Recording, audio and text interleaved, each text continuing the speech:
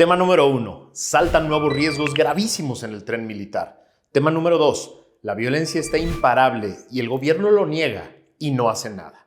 Tema número 3. Claudia pretende que le creas que ahora sí el obradorato hará algo contra la corrupción. Esos son los 3 temas que vamos a ver el día de hoy en el episodio 182 de Factor Kaiser. Hoy es miércoles 3 de abril. Las campañas están a todo lo que dan. Te están llenando de eslogans, de promesas, de cosas que dicen que van a hacer y que luego no rinden cuentas. Y de eso vamos a estar hablando aquí permanentemente, para que tú tengas la mejor información de lo realmente importante, para que tú vayas a generar ese criterio propio que le beneficia a tu familia, a tu entorno, a tu comunidad, a tu ciudad, a tu país, a tu estado. Porque de eso se tratan las elecciones. No se tratan de hacer ganar a uno o a otro político y luego defenderlos a muerte. Se trata de ti, se trata de tu familia, se trata de tu comunidad, se trata de tu país. Se trata de escoger las mejores opciones para después, entre todos, dedicarnos a observarlos y exigirles rendición de cuentas. De eso se trata la democracia. Acompáñame a ver los 3 temas de hoy.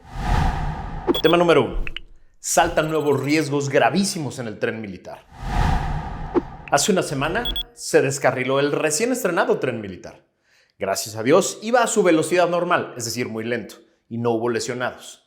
El problema es que gracias a una nota del portal Animal Político de hoy, nos enteramos de que el tren militar tiene 11 puntos de riesgo de colapso y hundimientos. Sí, como lo escuchaste. El ingeniero Víctor Hugo Martínez Rendón duró un año como coordinador de obras del tramo 5 del tren militar.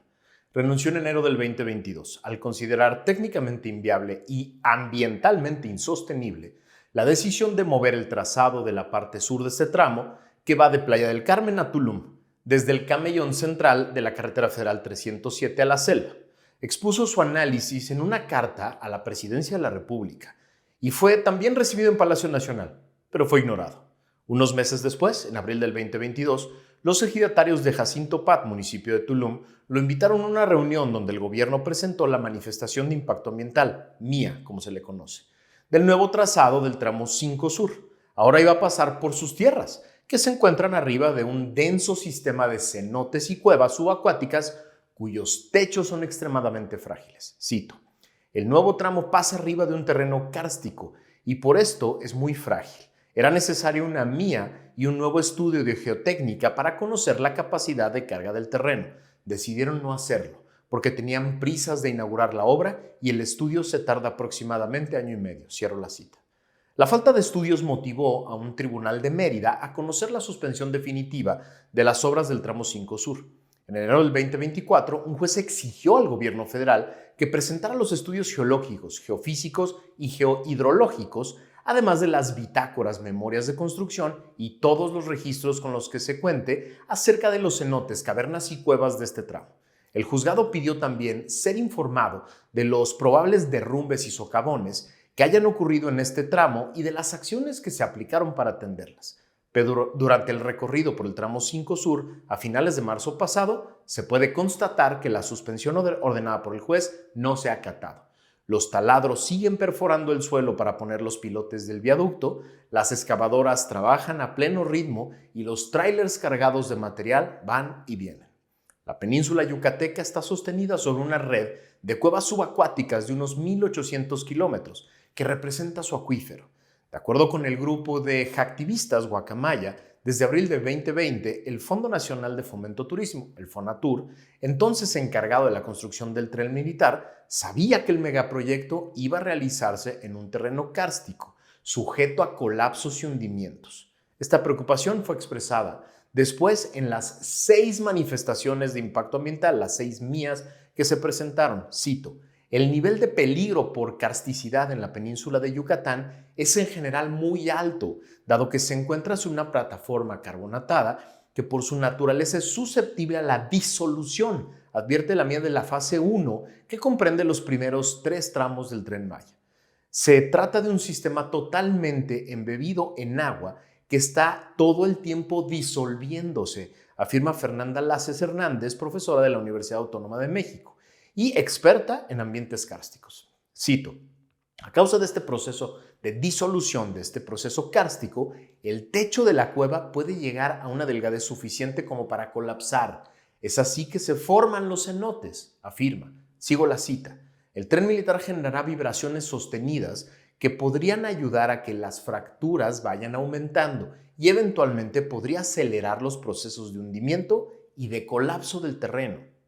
¿Por qué el tramo del sur es el más frágil del Tren Maya, según especialistas? Porque es el que más se puede disolver. El segmento más frágil de todo el tren, de todo el trazado, corresponde, de acuerdo con la comunidad científica y con la mía, al tramo 5 sur. Sus paredes blancas son porosas y rugosas, y sus rocas son tan frágiles que se vuelven polvo si se frotan entre los dedos.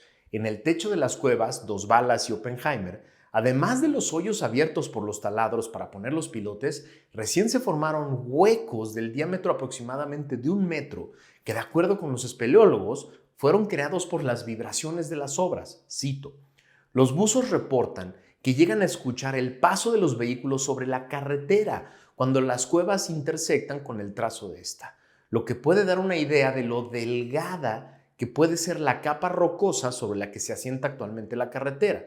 Eso dice la mía sobre Saskatoon. Y el trazado del tren militar, que corre paralelo a la carretera unos kilómetros más selva adentro, se apoya en un suelo todavía más frágil. Sí, todavía más frágil, con más riesgos. El mapa señala 11 puntos del trazado del Tren Maya que, de acuerdo con las mías, tiene mayor peligro de colapso o hundimientos. El área del tramo 5 sur es definitivamente la que más preocupa, pero hay otros puntos de las mías que se clasifican como de alto riesgo o riesgo crítico. Se ubican a lo largo del tramo 4, que va de Izamal, Yucatán, a Cancún, del tramo 6, que atraviesa el sur de Quintana Roo, y en la intersección entre las vías del tren y el anillo de cenotes, una alineación semicircular de 99 cenotes formada por un meteorito que impactó en la Tierra hace 66 millones de años y que cruza los tramos 4 y 3. Estamos advertidos. Si hay una tragedia, todos sabemos exactamente de quién es la culpa. Aquí queda guardado. Tema número 2. La violencia está imparable y el gobierno la niega y no hace nada. Gracias a una nota de Forbes del día de ayer, nos enteramos de que suman 50 los asesinatos vinculados a las elecciones.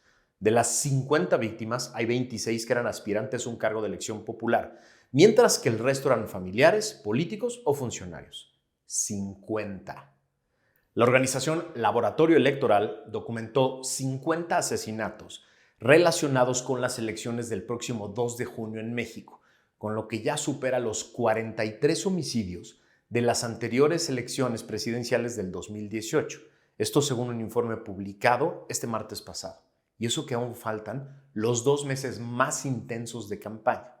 En total, esta organización registró 156 agresiones a personas relacionadas con los comicios, en las que, además de los asesinatos, hay 9 secuestros, 22 atentados y 75 amenazas. Esto es una locura.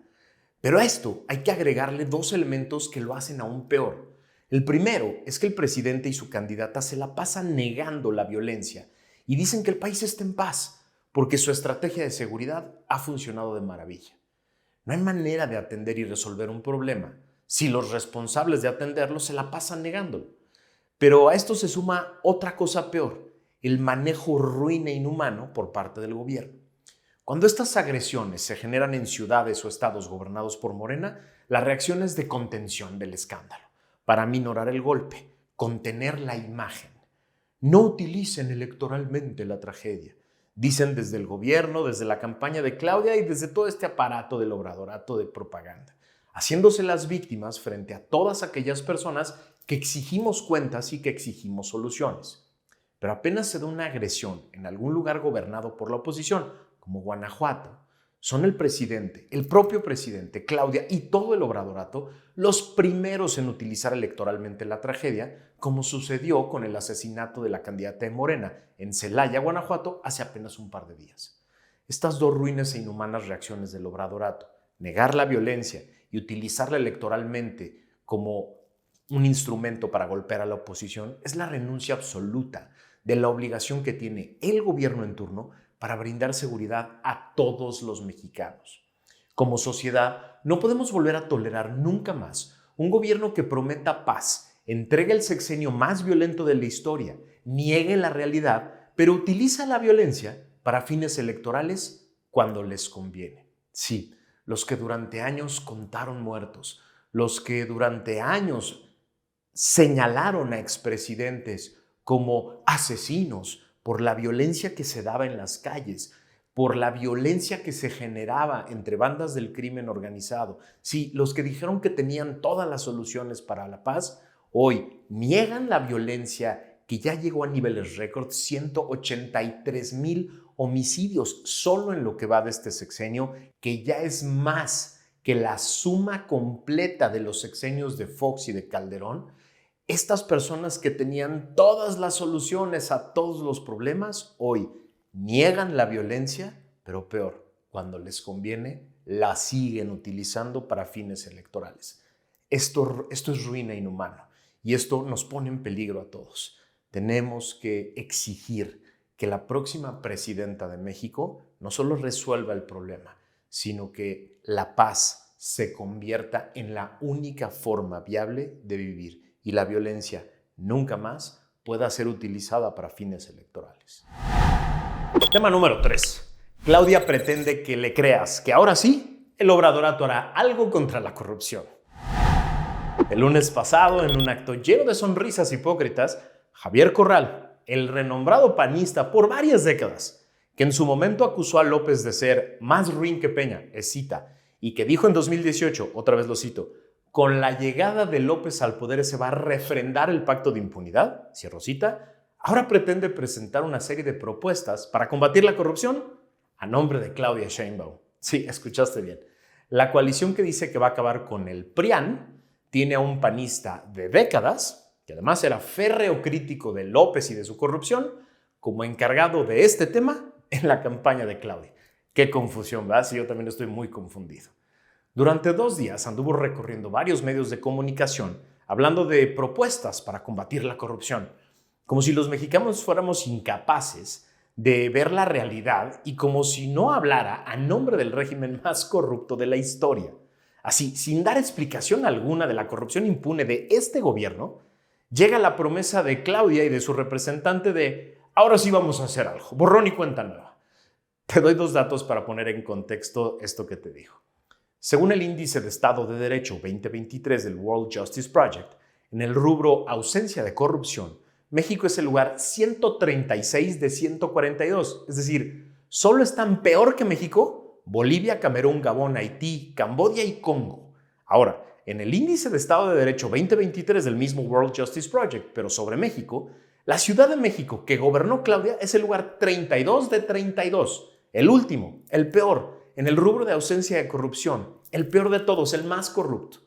También es el peor de todos en justicia penal y en límites al poder gubernamental. Y en el índice global es el estado 31 de 32 empatado en puntos con el último lugar. Ayer me eché un debate con Corral de 1:30 en el programa de Carmen Aristegui. Puedes verlo aquí en el canal de Factor Kaiser, un resumen de 30 minutos que hice para ti para que no te aburras.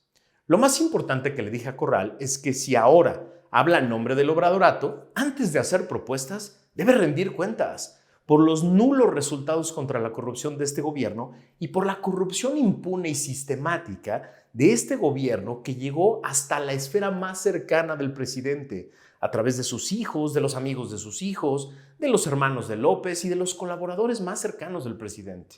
También le dejé en mi cuenta de Twitter 10 preguntas muy concretas que le reiteré en el debate y que no me ha contestado.